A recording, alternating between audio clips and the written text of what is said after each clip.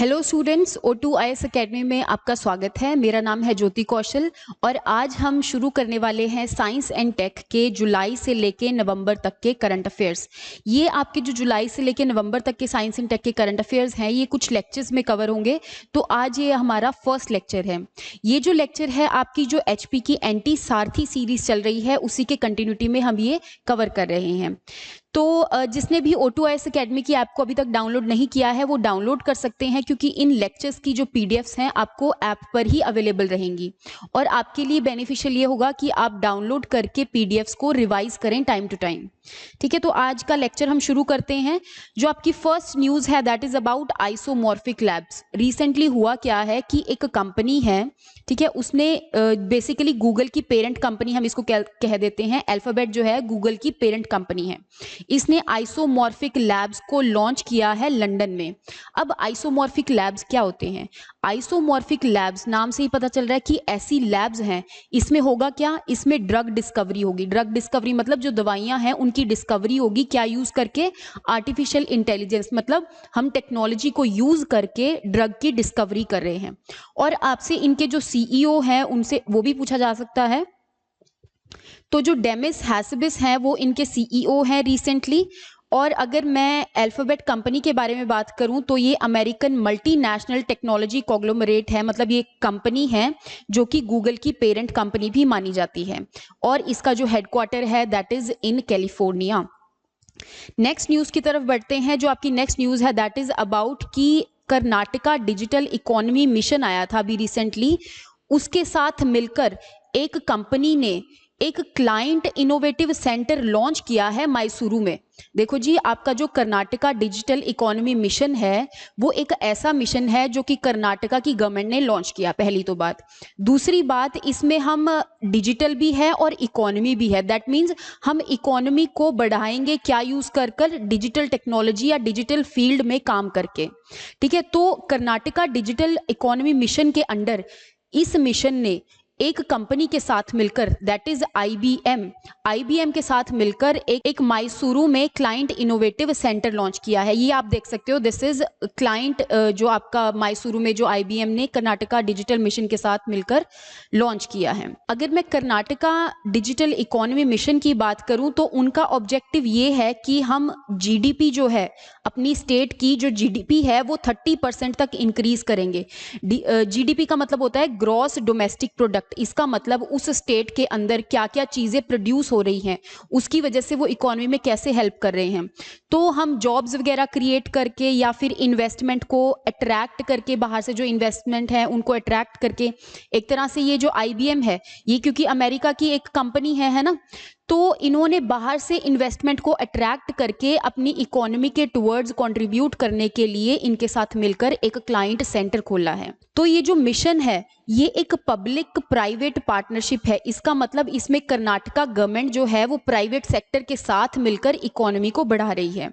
अगर मैं इनके पार्टनरशिप की बात करूं, जो 51% स्टेक है वो प्राइवेट के हाथों में होगा और जो 49% स्टेक है वो गवर्नमेंट के हाथ में होगा।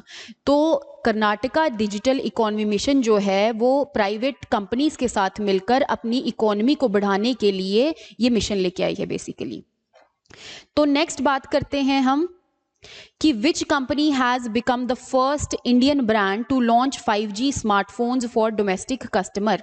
देखो रिसेंटली हुआ क्या है कि आपकी ये जो टेक्नोलॉजीज होती हैं, 4G टेक्नोलॉजी हो गया, ठीक है, देन इज 5G टेक्नोलॉजी हो गया, तो उसके बेस पर आपके जो स्मार्टफोन्स हैं वो लॉन्च किए जाते हैं।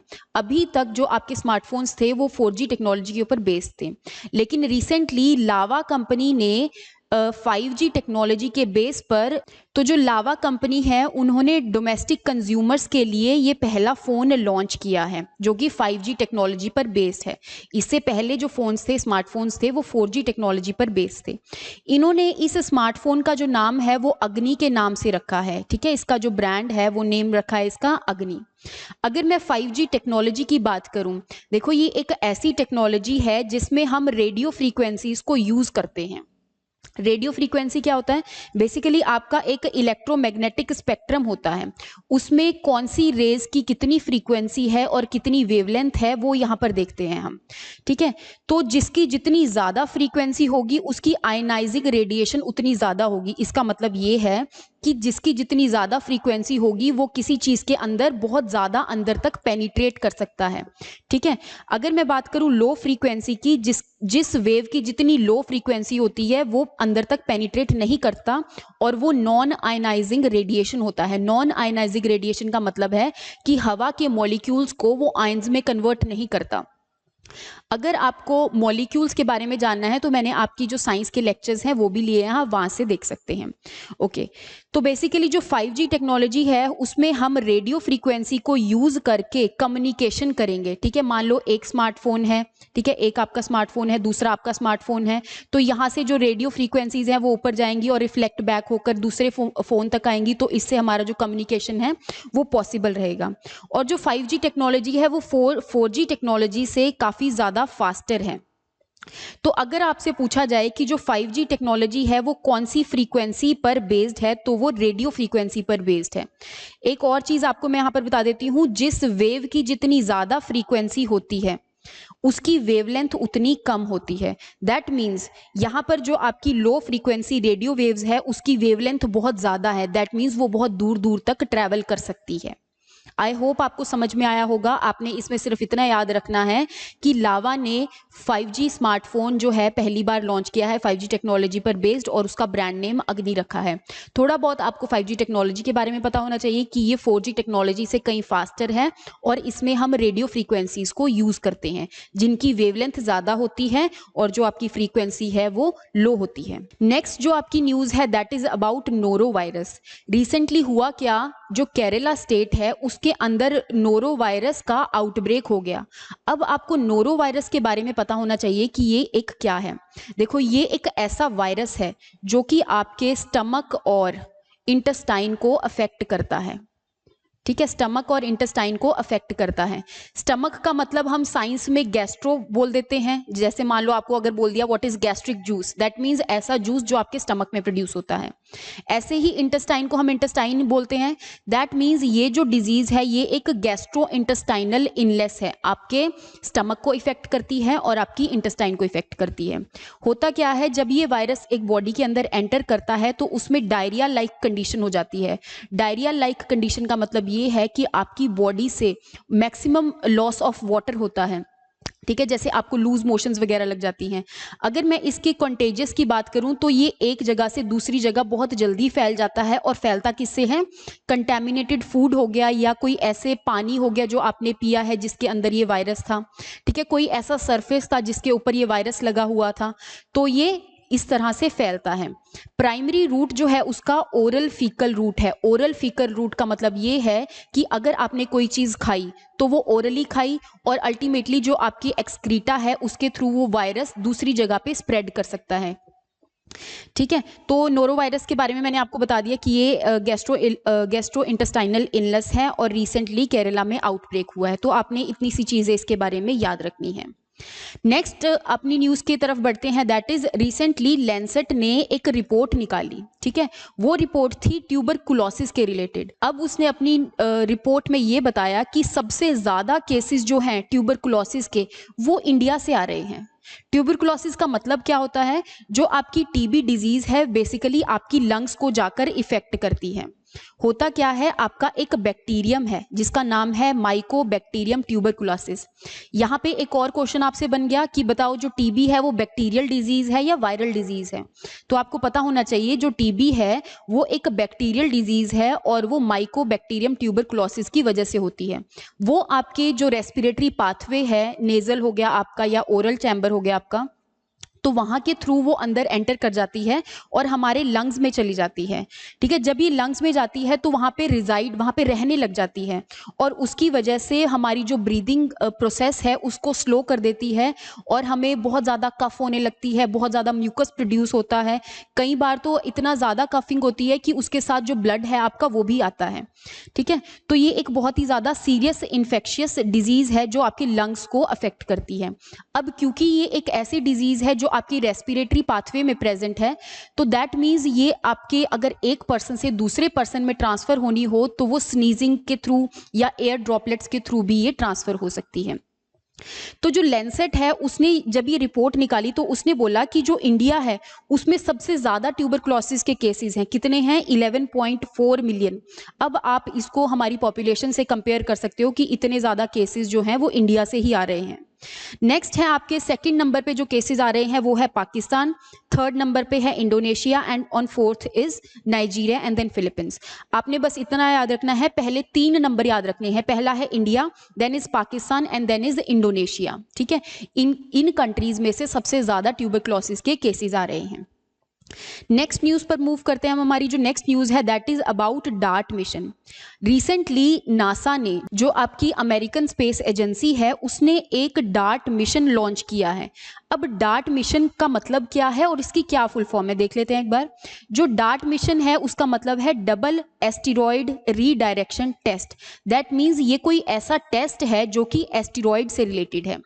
उसके लिए आपको एस्टेरॉयड पता होना चाहिए। देखो पहले मैं आपको एस्टेरॉयड बता देती हूँ। जो आपका एस्टेरॉयड्स होते हैं ये एक रॉक के बड़े बड़े ऑब्जेक्ट्स होते हैं जो कि सन को ऑर्बिट कर रहे हैं, किसी ना किसी ऑर्बिट में ऑर्बिट कर रहे हैं। अब ये बेचारे ऐसे रॉकी ऑब्जेक्ट्स हैं जो कि प्लैनेट बनना चाहते थे लेकिन वो बेचारे प्लैनेट नहीं बन पाए। आपको पता होगा कि प्लैनेट बनने के लिए 3 कंडीशंस का होना बहुत ज़रूरी है और वो 3 कंडीशंस ये हैं। पहली तो कि वो सन को ऑर्बिट करे, ठीक है। दूसरी कंडीशन ये है कि उसका हाइड्रोस्टैटिक इक्विलिब्रियम होना चाहिए। हाइड्रोस्टैटिक इक्विलिब्रियम होना चाहिए। किसी भी जो प्लैनेट है मान लो या किसी भी ऑब्जेक्ट का जो सन के अराउंड ऑर्बिट कर रहा है उसका हाइड्रोस्टैटिक इक्विलिब्रियम होना चाहिए। दैट मीन्स वो अपने अंदर के कंटेंट को एक साथ लेकर चले, जैसे कि हमारी अर्थ है, ठीक है। उसका पानी इधर उधर तो नहीं कहीं जाता ना। ओके जो आपकी थर्ड कंडीशन है दैट इज अबाउट कि उसकी जो ऑर्बिट है वो क्लियर होनी चाहिए, ठीक है। वो जिस ऑर्बिट में घूम रहा है उस ऑर्बिट में कोई और रॉकी ऑब्जेक्ट्स उसके साथ नहीं घूमने चाहिए। हालांकि आपको ट्रोजन्स के एक एक्सेप्शंस मिलेंगे यहाँ पर। तो ये 3 कंडीशन होनी चाहिए। तो एस्टेरॉइड्स ने ये तीनों कंडीशंस पूरी नहीं की हैं। वो सन के अराउंड तो ऑर्बिट कर रहे हैं लेकिन वो बेचारे अपनी ऑर्बिट को क्लियर नहीं कर पाए हैं। तो जो आपके सन के अराउंड जो प्लैनेट्स होते हैं that is mercury, Venus, earth, Mars. Mars के बाद एक ऐसी बेल्ट होती है जिसके अंदर आपकी एस्टेरॉइड की बेल्ट होती है। तो अगर आपसे पूछा जाए कि एस्टेरॉइड की जो बेल्ट है वो कौन से प्लैनेट के बीच में है, तो एक तो हो गया Mars and then is Jupiter. Mars और जुपिटर के बीच में एस्टेरॉइड की जो बेल्ट है वो सन के अराउंड ऑर्बिट करती है। पहले टाइप ऑफ एस्टेरॉइड्स तो ये हो गए। जो दूसरे टाइप ऑफ एस्टेरॉइड्स हैं ये मैंने आपको फर्स्ट टाइप बता दी कि मेन एस्टेरॉइड बेल्ट जो है वो मार्स और जुपिटर के बीच में है। जो सेकंड टाइप ऑफ एस्टेरॉइड जो हैं आपके, जिनको हम ट्रोजन्स कहते हैं, वो ऐसे ऑब्जेक्ट्स हैं जो बाकी के प्लैनेट्स के साथ अपनी ऑर्बिट को शेयर कर रहे हैं। फॉर एग्जाम्पल मैं आपको इस इमेज में दिखा देती हूँ कि जैसे मान लो ये आपका जुपिटर प्लैनेट है और ये प्लैनेट जो है अपनी ऑर्बिट में ऐसे रिवॉल्व कर रहा है, ठीक है, रिवॉल्व कर रहा है। लेकिन इसी की ऑर्बिट में कुछ ऐसे एस्टेरॉइड्स भी हैं जो इसके आगे और पीछे सन के अराउंड ही रिवॉल्व कर रहे हैं। ऑल्दो इनकी जो कोलिजन है वो इस एस्टेरॉइड्स के साथ नहीं हो पाती है, लेकिन ये जुपिटर की ऑर्बिट में ही रिवॉल्व कर रहे हैं सन के अराउंड। तो दूसरे काइंड ऑफ जो आपके एस्टेरॉइड्स हो गए वो हो गए आपके ट्रोजन्स। और जो तीसरे काइंड ऑफ आपके एस्टेरॉइड्स हैं उनको हम पोटेंशियली हैजार्डस एस्टेरॉइड्स भी कहते हैं। इसका मतलब ये ऐसे एस्टेरॉइड्स हैं जो कि बहुत ज़्यादा डेंजरस हैं। अब ये डेंजरस कैसे हैं? फॉर एग्जांपल ये सन है, उसके आसपास जो अर्थ है वो ऑर्बिट कर रही है और एक और एस्टेरॉइड आया, वो मान लो इसकी ऑर्बिट कुछ ऐसे थी और वो इस अर्थ की ऑर्बिट के साथ ऐसे कोलैप्स कर रही थी। तो दैट मीन्स ये ऐसे एस्टेरॉइड्स हैं जो कहीं ना कहीं अर्थ को आकर टकरा सकते हैं, इसीलिए ये हमारे लिए हैजार्डस एस्टेरॉइड्स हो गए, ठीक है। इनको हम नियर अर्थ एस्टेरॉइड्स भी कहते हैं। रिसेंटली जो एपोफिजिस है उसको हमने पोटेंशियली हैजार्डस एस्टेरॉइड घोषित किया है। देखो इसी न्यूज से आपके बहुत सारे क्वेश्चंस बन जाते हैं। फॉर एग्जांपल एपोफिसिस क्या होता है? दैट मींस ये एक ऐसा एस्टेरॉइड है जो अर्थ को आकर टकराएगा, ठीक है, और इसको हमने पोटेंशियली हैजार्डस एस्टेरॉइड घोषित किया है। दूसरी बात, आपके 3 टाइप्स ऑफ मैंने एस्टेरॉइड्स बता दिए। इसमें आपसे ट्रोजन्स का बारे में पूछा जा सकता है कि वो क्या हो सकते हैं, या फिर आपसे एस्टेरॉइड बेल्ट के बारे में पूछा जा सकता है कि वो किस किस प्लैनेट के बीच में प्रेजेंट होते हैं, ठीक है, और 3 टाइप ऑफ एस्टेरॉइड्स आपको पता होने चाहिए। अब हम अपनी मेन न्यूज पे आ जाते हैं। जो मैंने बताया कि नासा ने ये टेस्ट जो है ये लॉन्च किया है। ये टेस्ट करेगा क्या? मान लो इसने एक स्पेसक्राफ्ट ऐसे करके, जो कि डार्ट मिशन है इनका, ये लॉन्च कर दिया। ये डार्ट है आपका, ठीक है। ये क्या करेगा? इस एस्टेरॉइड को जाकर कोलाइड करेगा, इस एस्टेरॉइड के साथ जाकर कोलाइड करेगा, और इस एस्टेरॉइड के कोलाइड करने के बाद इसकी जो डायरेक्शन है वो चेंज कर देगा, ताकि ये जो एस्टेरॉइड है वो अर्थ के साथ आकर ना टकराए, ठीक है। तो ये नासा ने लॉन्च किया है ये मिशन, ठीक है। ये क्या करेगा? Change the path of an asteroid by intentionally crashing a spacecraft into it. ये मैंने आपको समझा दिया कि स्पेसक्राफ्ट को एस्टेरॉइड के साथ क्रैश करवाकर उसका पाथ चेंज करना। और ये जो डार्ट मिशन है वो कौन से रॉकेट के थ्रू लॉन्च हुआ है? वो स्पेस एक्स फैल्कन 9 रॉकेट के थ्रू लॉन्च हुआ है। एस्टेरॉइड के बारे में मैंने आपको पूरी इंफॉर्मेशन दे ही दी है। तो अब हम अपनी नेक्स्ट न्यूज पर चलते हैं। देखो नेक्स्ट न्यूज भी है जो वो इसी चीज से रिलेटेड है कि बताओ नासा ने एक लूसी मिशन लॉन्च किया है। तो वो किसके लिए मिशन लॉन्च किया है? तो बेसिकली जो मैंने आपको समझाया ना कि जो जुपिटर प्लैनेट है उसी की ऑर्बिट के अंदर कुछ ऐसे एस्टेरॉइड्स हैं जो रिवॉल्व कर रहे हैं सन के अराउंड, जिनको हम ट्रोजन्स कहते हैं। तो नासा ने जो लूसी मिशन है वो जुपिटर के ट्रोजन एस्टेरॉइड्स के बारे में के लिए लॉन्च किया है। ये करेंगे क्या?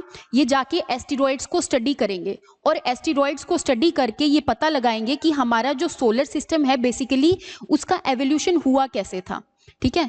ये जो लूसी मिशन इन्होंने लॉन्च किया है, नासा ने लॉन्च किया है, ये सोलर पावर्ड है। मतलब ये जो मिशन है ये सन की एनर्जी की वजह से चलेगा, और ये 12 साल का लॉन्ग मिशन है, जो कि एस्टेरॉइड है उनको जाकर उनकी स्टडी करेगा, एक तरह से उनकी पिक्चर्स वगैरह लेगा, और हमें ये जो नासा है उनको बेसिकली पूरे ऑल ओवर वर्ल्ड को ये हेल्प करेगा हमारे सोलर सिस्टम को के एवोल्यूशन के बारे में, ठीक है जी। ये आप देख सकते हो कि ये कुछ लूसी मिशन ऐसा दिखता है, ठीक है। ये एस्टेरॉइड्स बनाए हुए हैं साथ में, दीज आर दी एस्टेरॉइड्स।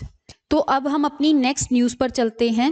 देखो जो ministry of science and technology है, जो हमारी साइंस एंड टेक्नोलॉजी वाली मिनिस्ट्री है, उन्होंने CSIR के साथ मिलकर एक virtual science lab for children को लॉन्च किया है। वर्चुअल साइंस लैब का मतलब क्या होता है? देखो वर्चुअल का मतलब है कोई ऐसी चीज जो रियलिटी में एग्जिस्ट नहीं करती है, ठीक है, जो रियलिटी में एग्जिस्ट नहीं करती है। आपने देखा होगा कि वर्चुअल टेक्नोलॉजी के ऊपर बेस्ड बहुत सारी गेम्स हैं। आप क्या करते हो, एक ऐसे हेडसेट सा लगाते हो और उसमें आपको ऐसे पूरी स्पेस नजर आती है, और आपको जब वो गेम को आप खेलते हो तो आपको ऐसे लगता है कि मैं ओरिजिनलिटी में खेल रहा हूँ, ठीक है।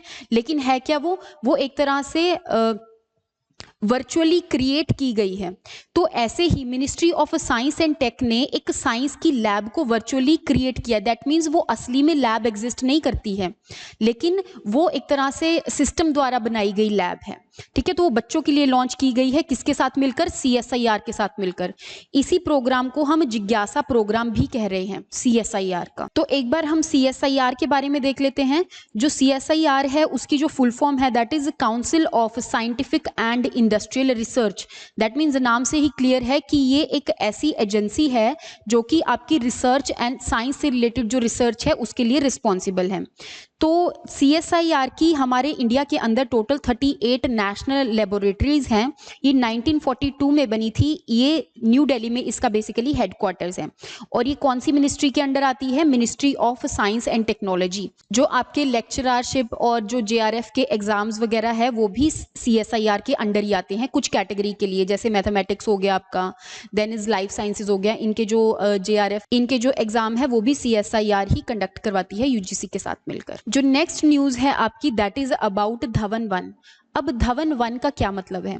देखो जो स्काई रूट एरोस्पेस है ये एक कंपनी है जिसने कि धवन 1 को बनाया है। धवन 1 एक क्रायोजेनिक रॉकेट इंजन है। पहली बात तो मतलब ये एक रॉकेट इंजन है। दूसरी बात ये क्रायोजेनिक है। देखो क्रायोजेनिक का मतलब ये होता है क्रायोजेनिक एक टेक्निक होती है बेसिकली प्रिजर्वेशन की। आपने देखा होगा कि जब हम बायोडाइवर्सिटी को प्रिजर्व करते हैं तो वहाँ पर हम क्रायोजेनिक मेथड यूज़ करते हैं। फॉर एग्जांपल जो भी हमने प्लांट्स की स्पीशीज़ को प्रिजर्व करना है तो या तो हम उसकी बोटेनिकल गार्डन्स बना सकते हैं या फिर हम उसके डीएनए को प्रिजर्व कर सकते हैं बहुत लो टेम्परेचर पर। इस प्रिजर्वेशन मेथड को हम क्रायोजेनिक कहते हैं। ऐसे ही हम बहुत सारे गैमीट्स को प्रिजर्व कर सकते हैं, है ना, जो कि एक्सटिंक्ट हो रहे हैं। मान लो ये किसी स्पीशी का गैमीट था और ये लास्ट स्पीशी थी तो उसके गैमीट्स को हम प्रिजर्व कर सकते हैं लो टेम्परेचर पे। ऐसे ही जो आपका रॉकेट इंजन है वो क्रायोजेनिक टेक्नोलॉजी के ऊपर बेस्ड है। दैट मीन्स इस रॉकेट इंजन के अंदर जो फ्यूल है वो क्रायोजेनिक फॉर्म में प्रिजर्व्ड है। दैट मीन्स लो टेम्परेचर पर प्रिजर्व्ड हो गया। इसका मतलब जो आपका फ्यूल होता है इंजन के लिए उसमें एक लिक्विड ऑक्सीजन ले रहे हैं हम और दूसरी ले रहे हैं हम लिक्विड हाइड्रोजन। अब हमने क्या किया, एक ऐसे चैम्बर के अंदर लिक्विड हाइड्रोजन डाली और लिक्विड ऑक्सीजन डाली और उनको लो टेम्परेचर के ऊपर प्रिजर्व कर दिया। फॉर एग्जाम्पल लिक्विड ऑक्सीजन जो है उसको -183 डिग्री सेंटीग्रेड्स पे हम उसको वो कर देते हैं, प्रिजर्व कर देते हैं। देन इज जो लिक्विड हाइड्रोजन है उसको -253 डिग्री सेंटीग्रेड्स पे हमने क्या कर दिया, प्रिजर्व कर लिया एक तरह से। जैसे ही आपका जो रॉकेट है जब वो ऊपर जाएगा तो उसको जलने के लिए कोई ना कोई फ्यूल की जरूरत है। तो ये जो फ्यूल है आपका क्रायो प्रिजर्वेशन के मेथड से यहाँ पर स्टोर्ड है। तो यहाँ पर एक तरफ से हाइड्रोजन आएगा और दूसरी तरफ से ऑक्सीजन आएगा और ये जो है एक दूसरे के साथ आकर मिलेंगे तो उससे क्या है, एनर्जी प्रोड्यूस होगी। जो ऑक्सीजन है वो ऑक्सीडाइजिंग एजेंट की तरह काम करेगा और वो हाइड्रोजन को बर्न करेगा और अल्टीमेटली जो आपका रॉकेट है उसको एनर्जी मिलेगी और वो ऊपर ऊपर जाता जाएगा। दैट मीन्स हमने जो फ्यूल है वो डायरेक्टली इस इंजन के अंदर डालने की बजाय हमने उसको लिक्विड वे में स्टोर कर दिया है इन टेम्परेचर्स पर। ठीक है, तो आपको यहां तक समझ में आया कि जो धवन 1 है पहली बात तो वो क्रायोजेनिक रॉकेट इंजन है। दैट मीन्स इसके अंदर जो फ्यूल है वो बहुत ही लो टेम्परेचर पर प्रिजर्व्ड है। दूसरी बात, ये कौन सी कंपनी ने या कौन से किसने लॉन्च किया है, तो ये स्काई रूट एरोस्पेस ने लॉन्च किया है। जो स्काई रूट है आपकी वो एक ऐसी कंपनी है जो स्पेस के मिशंस के लिए बनाई गई थी और वो जो पुराने पुराने आपके IITians हैं और जो साइंटिस्ट्स हैं उन्होंने इकट्ठे मिलकर ये बनाई थी। ठीक है, तो आपका जो धवन 1 है वो कुछ ऐसा दिखता है। एक और इंफॉर्मेशन मैं आपको यहाँ पर बताना चाहती हूँ, दैट इज कि सिर्फ तो हमारे वर्ल्ड में टोटल 6 कंट्रीज ही ऐसी हैं जिनके पास क्रायोजेनिक रॉकेट इंजन की टेक्नोलॉजी है। तो वो कौन कौन सी कंट्रीज हैं, US होगी, देन इज फ्रांस होगी, फ्रांस में यहाँ पे यूरोपियन स्पेस एजेंसी को हम कंसीडर कर लेते हैं, then is Russia, China, Japan and India. तो इंडिया भी इस कैटेगरी में आता है। आई होप आपको यहां तक समझ में आया होगा। तो नेक्स्ट न्यूज पर हम मूव करते हैं। जो आपकी नेक्स्ट न्यूज है that is about Nipah virus. देखो, निपा है और वायरस है, दैट मीन्स बैक्टीरिया नहीं है। पहली तो आपकी इंफॉर्मेशन यहीं से आ गई कि निपा क्या है। निपा एक वायरस है जिसका कि आउटब्रेक रिसेंटली अभी केरला में हुआ था। ये एक जूनोटिक डिजीज है। जूनोटिक डिजीज का मतलब है कि ये एनिमल्स से ह्यूमन में फैल सकती है। ठीक है, आप देख सकते हो यहाँ पे एनिमल्स से ये ह्यूमन में फैल सकती है। ऐसी डिजीज को हम जूनोटिक डिजीज कह सकते हैं। अब देखते हैं कि इस डिजीज में होता क्या है। बेसिकली ये आपका निपा वायरस है। ये निपा वायरस किसी वजह से इस बैट के अंदर आ गया। अब ये जो बैट है या तो ये फ्रूट खा सकती है और उनको छोड़ सकती है और वो बचे हुए फ्रूट किसी और एनिमल ने खा लिए, उसकी वजह से ये इस एनिमल में वायरस चले गया। दैट मीन्स ये जो निपा वायरस है ये किसके थ्रू फैल रहा है, अभी सलाइवा के through. In the same way ये यूरिन के थ्रू भी फैल सकता है। अगर इस बैट ने कहीं पे यूरिनेशन कर दी है मान लो प्लांट्स वगैरह में और उसके जो मान लो सैप है प्लांट का जो कोई प्रोडक्ट है वो ह्यूमंस ने कंज्यूम किया तो वहां से भी ये ह्यूमंस में आ सकता है। और तीसरी बात, ये ब्लड के थ्रू भी आ सकता है। फॉर एग्जाम्पल अगर इस बैट की डेथ हो जाती है और उसके ऊपर पिग फीड करते हैं तो ये उसके थ्रू भी एनिमल टू एनिमल फैल सकते हैं और एनिमल्स से ये ह्यूमन में भी ट्रांसफर हो सकते हैं। तो इसका जो मोर्टेलिटी रेट है दैट इज अबाउट 40 to 70%। इसका मतलब अगर 100 केसेस निपा वायरस के होंगे उसमें से 40 से लेके 75 लोग इसमें मर जाएंगे। तो इसको हम बेसिकली एक डेंजरस इन्फेक्शन कह सकते हैं। ओके, निपा वायरस के बारे में कुछ और देख लेते हैं। जैसे कि ये सबसे पहली बार 1998 में आइडेंटिफाई किया था मलेशिया में। मलेशिया में इसका आउटब्रेक हो गया था और यहाँ पर पाया गया कि ये फ्रूट बैट्स के द्वारा ये ट्रांसफर या ट्रांसमिट किया जाता है ये वायरस। ठीक है, ये मैंने आपको एक्सप्लेन कर ही दिया कि ये कैसे कैसे इधर से उधर ट्रांसमिट होता है। एक और बात यहाँ पर कि ये जो डिजीज है ये एक तरह से रेस्पिरेटरी इलनेस है, बेसिकली इसमें रेस्पिरेशन से रिलेटेड बहुत ज़्यादा प्रॉब्लम होती हैं। एक्यूट एन्सेफेलाइटिस का मतलब ये होता है कि ये हमारे बेसिकली ब्रेन को जाकर अफेक्ट करती है। एनसेफेलॉन वर्ड जहां भी आपको मिल जाएगा उसका मतलब है कि that is related to brain, और आइटिस आपको जहां पर मिल जाएगा that means it is inflammation या फिर स्वेलिंग ऑफ समथिंग। ठीक है, जैसे आपका आर्थराइटिस हो गया, जो आर्थराइटिस है वो आपकी जॉइंट्स की स्वेलिंग होगी, है ना। ऐसे ही अगर मैं एनसेफेलाइटिस की बात करूं तो यहाँ पे आपकी ब्रेन के अंदर स्वेलिंग होने लग जाती है इस निपा वायरस की वजह से। एक और चीज आपने यहाँ पर याद रखनी है कि जो निपा वायरस है ये एयरबॉर्न इन्फेक्शन नहीं है, मतलब कि ये हवा से नहीं फैल रहा है, ये कंटैमिनेटेड लिक्विड से फैल रहा है। जैसे मैंने आपको अभी यहाँ पर बताया था कि ये ब्लड से, यूरिन से, सलाइवा से, दैट मीन्स यहाँ पर कंटैमिनेटेड लिक्विड्स हैं जिससे ये फैल रहा है। हवा में ये वायरस प्रेजेंट नहीं है। ठीक है, ये सरफेस पे हो सकता है वायरस, उसके कॉन्टैक्ट की वजह से भी ये फैल सकता है। तो that is all about Nipah virus. Next जो हमारी न्यूज है दैट इज अबाउट कि वर्ल्ड हेल्थ ऑर्गेनाइजेशन ने अभी रिसेंटली इन वैक्सीन के यूज के बारे में बोला है कि अफ्रीका रीजन के अंदर इस वैक्सीन को ज्यादा से ज्यादा यूज करो। तो आपने बताना है कि ये जो वैक्सीन है ये किस चीज से रिलेटेड है। देखो, वर्ल्ड हेल्थ ऑर्गेनाइजेशन ने रेकमेंड किया कि अफ्रीकन रीजन में इस वैक्सीन का बहुत ज्यादा यूज होना चाहिए ताकि हम मलेरिया से बच सकें। ऐसे ही अगर मैं मलेरिया की बात करूं, इसकी अभी तक कोई वैक्सीन अवेलेबल नहीं थी। अच्छा, यहाँ पर मैं आपको एक बार वैक्सीन के बारे में भी बता देती हूँ कि वैक्सीन का मतलब क्या होता है। फॉर एग्जाम्पल, ये एक मैं हाइपोथेटिकल सी ह्यूमन बॉडी ले लेती हूँ। मान लो ये एक ह्यूमन बॉडी है, इस बॉडी के अंदर कोई वायरस आया।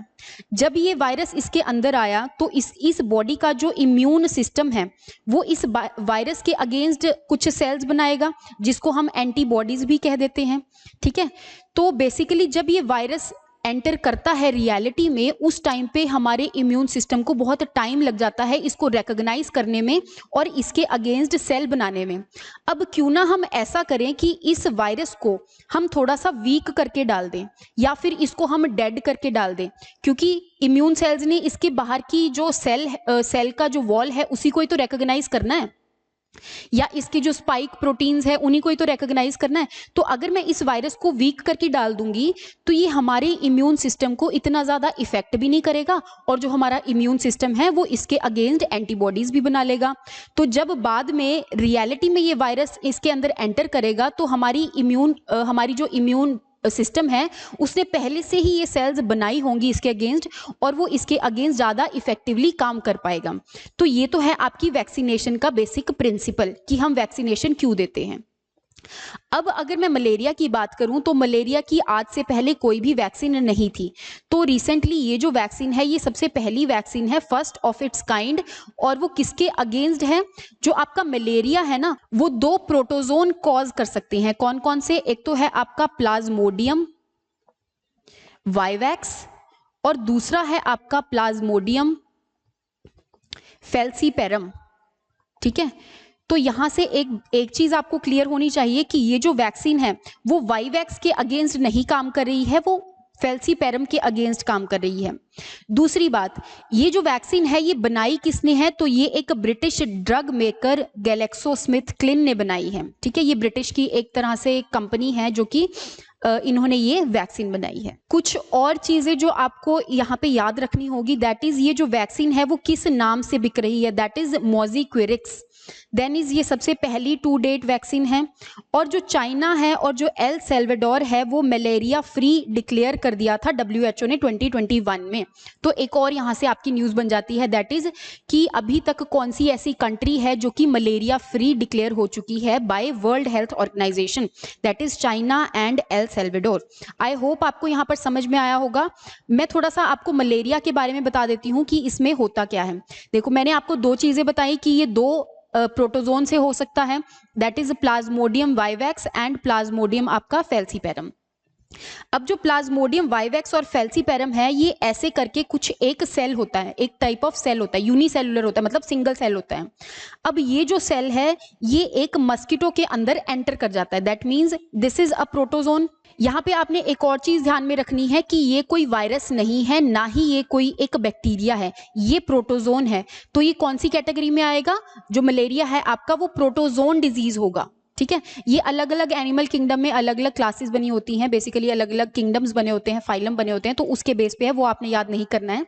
बस इतना याद रखना है कि ये कोई बैक्टीरियल और वायरल डिजीज नहीं है, ये एक प्रोटोजोन डिजीज है। अब ये जो सेल है ये इस मॉस्किटो के अंदर एंटर कर जाता है। इस मॉस्किटो का नाम है female anopheles mosquito, female anopheles mosquito. ठीक है, तो एक और आपका यहाँ पर क्वेश्चन बन गया कि बताओ जो मलेरिया है वो कौन से मस्किटो के द्वारा फैलता है, तो वो फीमेल एनोफिलीज मस्किटो के द्वारा फैलता है। जब भी ये मस्किटो आपकी स्किन के ऊपर बैठेगा और इसके अंदर ये एक प्रोटोजोन है, ये एक सेल इसके अंदर है, तो वो ब्लड मील के थ्रू इन सेल्स को आपकी बॉडी के अंदर डाल देगा। ये सेल्स जाकर सबसे पहले आपके लिवर को इफेक्ट करेंगे, लिवर के अंदर ये सेल्स जाती हैं और मैच्योर हो जाती हैं, बेसिकली स्पोरोजाइट्स बना देती हैं। फिर ये लिवर से जाएंगी आपकी रेड ब्लड सेल्स में, आपके ब्लड में जाएंगी, वहां पे आपकी ब्लड सेल्स को रप्चर करने लग जाएंगी, रप्चर मतलब उन ब्लड सेल्स को तोड़ने लग जाएंगी, जिसकी वजह से आपकी ब्लड के अंदर बहुत ज़्यादा, मतलब एक तरह से ये बहुत ज़्यादा क्वांटिटी में हो जाएंगी और उसकी वजह से आपकी बॉडी कई सिम्टम्स दिखा सकती हैं, जैसे आपको फीवर होने लग जाएगा, है ना, ये सब चीज़ें हो सकती हैं। अब दोबारा से जब ये फीमेल एनोफिलीज मस्किटो स्किन से ब्लड मील को लेगी, तो ये वाले जो गैमीट्स हैं वो इस मस्किटो के अंदर चले जाएंगे और इस मस्किटो के अंदर जो गैमीट्स हैं, मेल और फीमेल गैमीट, इसके अंदर क्या करेंगे, फर्टिलाइजेशन करने के बाद दोबारा से ये क्या बना देंगे, स्पोरोजोइट्स बना देंगे। ठीक है, स्पोरोजोइट्स बना के ये दोबारा से स्किन में।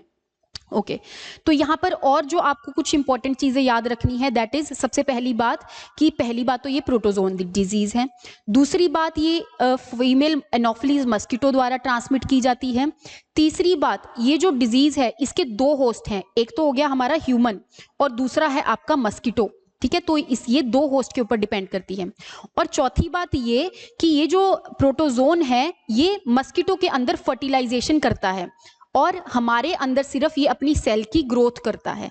दैट मीन्स अगर मेल और फीमेल गैमीट को फ्यूज करना है तो मस्किटो की बॉडी का होना जरूरी है, और अगर उन सेल्स की आगे मैच्योरेशन करनी है तो ह्यूमन बॉडी के अंदर मैच्योरेशन करना जरूरी है।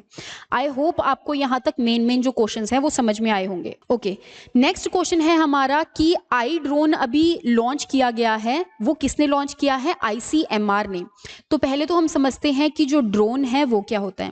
देखो, जो ड्रोन होते हैं आपके वो अनमैन्ड एरियल व्हीकल्स होते हैं। ठीक है, एरियल व्हीकल्स, दैट मीन्स इनके ऊपर मैन नहीं बैठ सकता। दूसरी बात, ये एरियल व्हीकल्स है मतलब कि हवा में उड़ने वाले व्हीकल्स हैं और इनके अंदर जो ह्यूमन है वो इसके अंदर बैठ नहीं सकता। ठीक है, तो ये बेसिकली रिमोट से कंट्रोल किए जाते हैं। तो ICMR ने क्या किया, आई ड्रोन के नाम से एक वैक्सीनेशन डिलीवरी मॉडल को लॉन्च किया, जो कि क्या करेगा, कुछ ऐसे ड्रोन्स होंगे जिनके अंदर वैक्सीन अवेलेबल होगी और वो वैक्सीन बहुत दूर दूर जाकर क्या है, उन स्टेट्स को जाकर वो वैक्सीन डिलीवर करके आएगी। तो दैट मीन्स जो आई ड्रोन है वो एक वैक्सीन डिलीवरी मॉडल है और ये किसके लिए बनाया गया है, नॉर्थ ईस्टर्न स्टेट्स के लिए। इसी के ऊपर इन्होंने आई ड्रोन की जो एब्रीविएशन है वो रखी है। इसका मतलब है आई से है आपका ICMR, डी से आ गया आपका drone, then is response and outreach in north east, मतलब नॉर्थ ईस्ट रीजन में अगर मैंने वैक्सीनेशन पहुंचानी है और वो मैं जल्दी से जल्दी उसको पहुंचा सकूं तो मैं इन ड्रोन्स के द्वारा पहुंचा सकती हूं। तो इसी मिशन को ICMR ने लॉन्च किया है, जिसका कि नाम रखा है आई ड्रोन्स। आपसे ये पूछा जा सकता है कि बताओ आई ड्रोन क्या है, तो ये एक वैक्सीन डिलीवरी मॉडल है। ठीक है, ICMR के बारे में हम थोड़ा सा देख लेते हैं। जैसे हमारी CSIR है, ऐसे ही हमारी एक और एजेंसी आप जिसको कह सकते हो जो कि रिसर्च के ऊपर, मेडिकल रिसर्च के ऊपर बेस्ड है। तो जो ICMR है उसको फंड गवर्नमेंट ऑफ इंडिया द्वारा आते हैं और ये किस मिनिस्ट्री के अंडर आती है, that is ministry of health and family welfare. इसके अंदर एक डिपार्टमेंट है हेल्थ रिसर्च का, तो ICMR इसके अंडर आती है। आपने याद रखना है जो CSIR है वो साइंस एंड टेक्नोलॉजी के अंडर आती है। ठीक है, उस मिनिस्ट्री के अंडर आती है और ये हेल्थ एंड फैमिली वेलफेयर के अंडर आती है। आई ड्रोन के बारे में कुछ और चीजें, जैसे कि ये मेक इन इंडिया के अंदर बनाया गया मॉडल है ऑफ कोर्स आईसीएमआर ने लॉन्च किया है, तो दैट मीन्स ये मेक इन इंडिया को प्रमोट कर रहा है। दूसरी बात, ये वैक्सीन को बहुत दूर दूर तक पहुंचाएगा, ठीक है। और ये वैक्सीनेशन ड्राइव जो चल रही है वर्ल्ड की, कि हम वैक्सीन को बहुत दूर दूर तक पहुंचाएंगे और सबसे ज़्यादा वैक्सीन अलग अलग कंट्री में पहुंचाएंगे, तो उस चीज़ को भी ये बूस्ट करेगा, ठीक है। और कुछ स्टेट्स में बूस्ट करेगा, जैसे मणिपुर हो गया, नागालैंड हो गया। हम इसको और जगहों के लिए भी यूज़ कर सकते हैं, जैसे कि अंडमान निकोबार आइलैंड्स के लिए भी, कि अगर हमें वहाँ पर भी वैक्सीन की डिलीवरी करवानी है। आई होप आपको यहाँ तक समझ में आया होगा कि आई ड्रोन्स क्या होता है, देन इज निपा वायरस आपका क्या होता है, मलेरिया क्या है, ठीक है, वैक्सीनेशन क्या होता है, इन सब चीज़ों के बारे में आपको थोड़ा थोड़ा पता चला होगा। तो ऐसे ही हम धीरे धीरे करके जुलाई से लेके नवंबर तक के जितनी भी चीज़ें आपकी न्यूज़ में हैं, हम उसको धीरे धीरे कवर कर लेंगे, ठीक है। So thank you so much and have a nice day, keep revising all these things, ठीक है। Thank you so much, bye bye, take care.